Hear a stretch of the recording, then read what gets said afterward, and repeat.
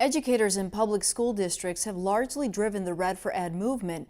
To a lesser extent, charter school teachers are also involved.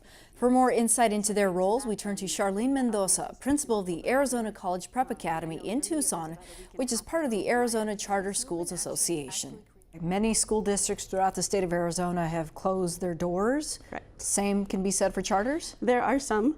I did informally poll a lot of our area charter schools, and the great majority of them are participating somehow, whether that's through a school closure, through a teacher walkout, for one day, for multiple days, for as long as the strike takes, to people working on the redouts and standouts on Broadway, to people who are, just business as usual. Why aren't we seeing a greater movement on behalf of charter teachers? Well, I think part of it is a grassroots organization effort. The Red for Ed movement and all of this has happened very quickly. And I think among some of the bigger and more traditional districts, there's already a network of people who work on some of these issues as liaisons with the unions or other things like that. And that doesn't necessarily extend out with charter schools, who are by and large not part of the Arizona teachers unions.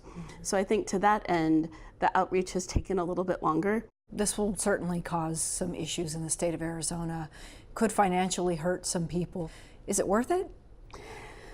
What I'm thinking about here, and again, I've been a resident in Tucson my whole life except for college, came back home to do this work. And what I really think is that we know that there has been chronic underfunding of the entire educational system for years. This is not a brand new development. We can't afford to keep not dealing with this issue.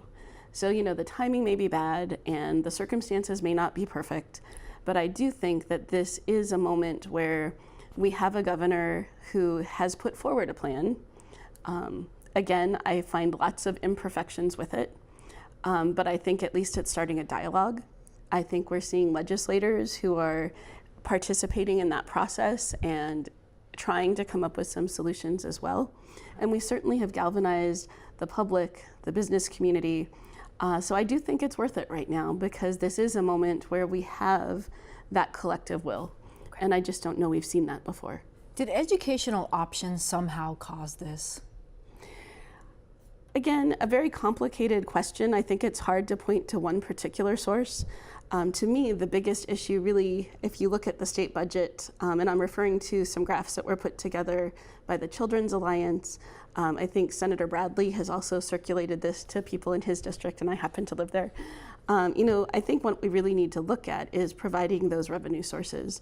And one of the biggest reasons we have not had more in our revenue source has been vouchers, or private school tax credits.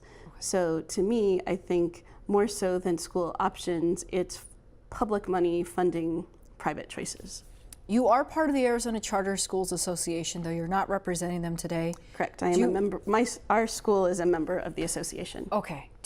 Is there a thought that you would like to be communicated about this association saying we applaud the governor's plan? Is that something that you feel is part of this discussion?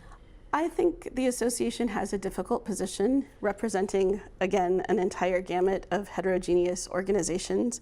However, I do think that the association and everyone in it is absolutely supportive of anybody's effort to work on this funding issue.